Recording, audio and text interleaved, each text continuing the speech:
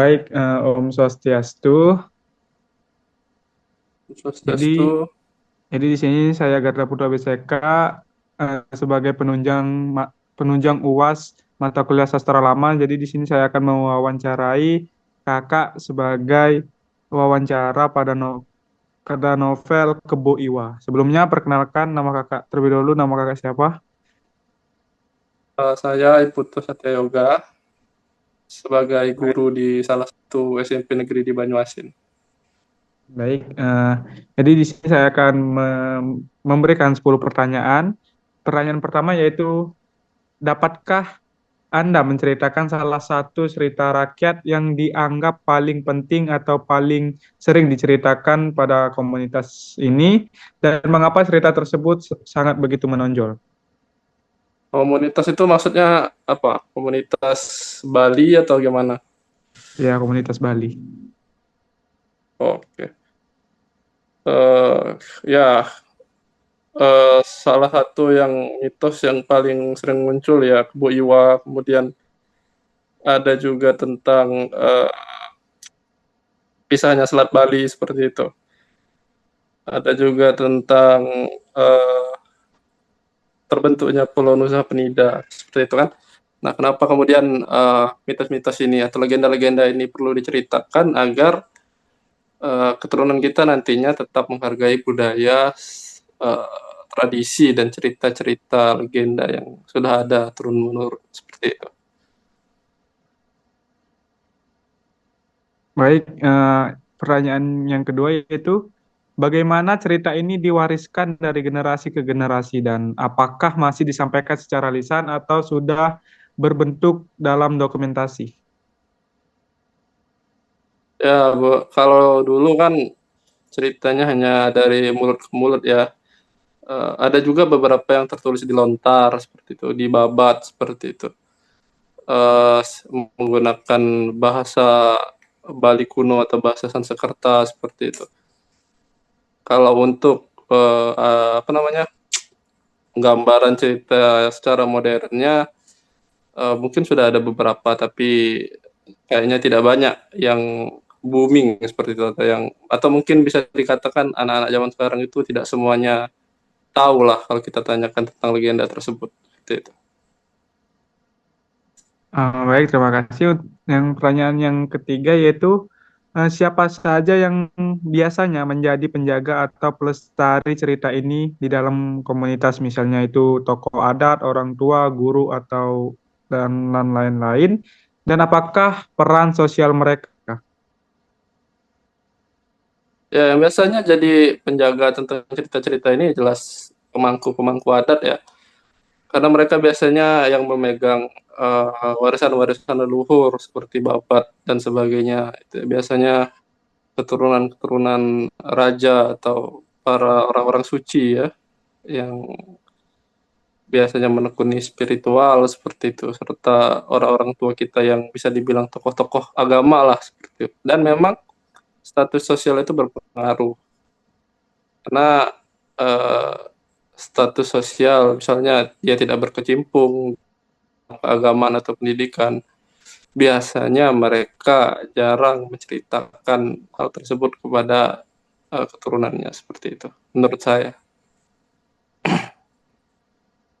Baik, lanjut kepada pertanyaan selanjutnya yaitu, apa makna simbolik atau pesan moral yang terkandung dalam cerita Kebo Iwa, dan baik secara eksplisit maupun implisit, dan bagaimana nilai-nilai yang relevan tetap dengan kehidupan masyarakat sekarang.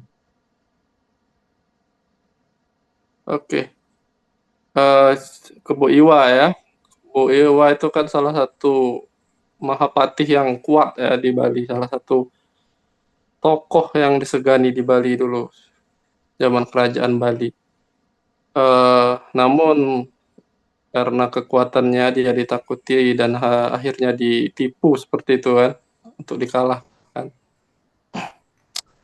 Ya, ini nilainya yang ingin diwariskan itu adalah bagaimana meskipun kita kuat, kita memiliki power, kita sakti, kita juga tetap harus memiliki kecerdasan, berhati-hati seperti itu ya, membaca kondisi lingkungan seperti itu.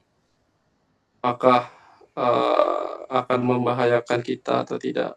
Jangan terlalu membanggakan apa yang kita punya seperti itu. Mungkin itu nilainya. Karena si Kebo Iwa ini kan memang orang yang sakti seperti itu sehingga dia tidak takut dengan tantangan apapun, sehingga membuat dia sedikit ceroboh dan lalai. Mungkin itu.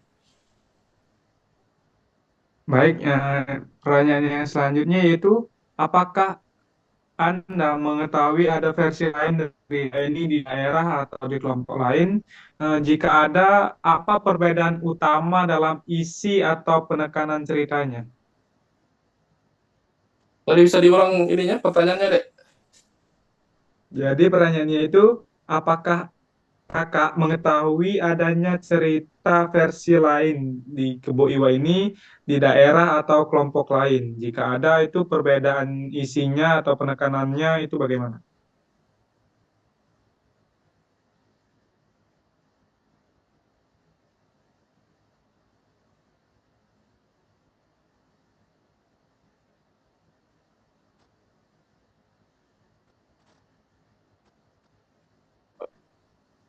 Apa gue? Jadi Nyambung pertanyaannya nggak? apa? Nyambung nggak? Nyambung, nyambung. Kan ada cerita kebohongan yang kak ini. Kebo Iwa kan ani cerenda dan di Pulau Batur nih kan? Danau Batur. Oh, mati kan ujung-ujungnya kan? Nggak. Oh, no. Mati ya nih kelem uling itu kan? Uling apa iya gara-gara iya kan? Mm-mm. Hmm. Nah, Berarti gimana Noel, pertanyaan terakhir? pertanyaan terakhir. Ya, Pertanyaan pertanyaan bahu. Anda, apakah Kakak mengetahui adanya versi lain dari cerita Kebo Iwa ini di kelompok atau di daerah lainnya? Jika ada, apa perbedaan utama dari isi dan penekanan ceritanya? Boywa ini ada beberapa versi ya. Letaknya itu, kesamaannya itu beliau si Kubo Iwa ini sama-sama wafat ya karena ditipu gitu. Tapi ada perbedaannya, letak perbedaannya ada yang dia ada versi yang mengatakan dia ditipu karena diminta menggali sumur seperti itu. Ada ditipu karena iming-iming wanita seperti itu ya. Yang saya dengar beberapa versi itu memiliki perbedaan yang tidak terlalu banyak sebenarnya, hanya ada motivasi dari si Kebo Iwa untuk membuat atau mencari mata air seperti itu. Baik, kita lanjut pada pertanyaan selanjutnya. Apakah cerita ini terkait dengan tempat geografis tertentu seperti gunung, sungai, pohon, atau situs bersejarah, dan bagaimana tempat tersebut dimaknai dalam konteks cerita dan kehidupan lokal? Ya kalau cerita yang kamu angkat ini kan, cerita versi Kebo Iwa yang kamu angkat ini jelas berpengaruh ya dengan apa tempat di dunia nyata dengan Danau Batur ya. Ya, kalau kita ke Bali sendiri kan Danau Batur memang ada seperti itu. Lalu kemudian apakah benar Danau Batur itu terbentuk oleh Kebo Iwa atau tidak pernah ada yang tahu kebenarannya kan seperti itu. Karena tidak pernah ada dokumentasi atau di kala itu kan hanya dari cerita-cerita seperti itu. Jadi kita tidak bisa memastikan kebenarannya, tidak bisa juga kita menganggapnya suatu cerita yang mustahil seperti itu. Ya intinya kita tetap harus menghargai itu sebagai suatu cerita atau Pertanyaan yang selanjutnya itu, apakah cerita ini terkait dengan tempat geografis tertentu seperti gunung, sungai, pohon, atau situs bersejarah, dan bagaimana tempat tersebut eh, dimaknai dalam konteks cerita dan kehidupan lokal. Oke. Untuk cerita Kebu Iwa versi yang diangkat ini jelas ada hubungannya dengan salah satu tempat di Bali, bahkan itu juga dibilang juga sebagai tempat suci ya, Danau Batur. Ada pura juga di sana. Jelas cerita ini mengarah ke tempat tersebut seperti itu. Yang menjadi cikal bakal terbentuknya tempat tersebut. Tapi itu adalah sebuah legenda yang dipercaya oleh masyarakat yang mana kebenarannya belum dapat kita pastikan seperti itu.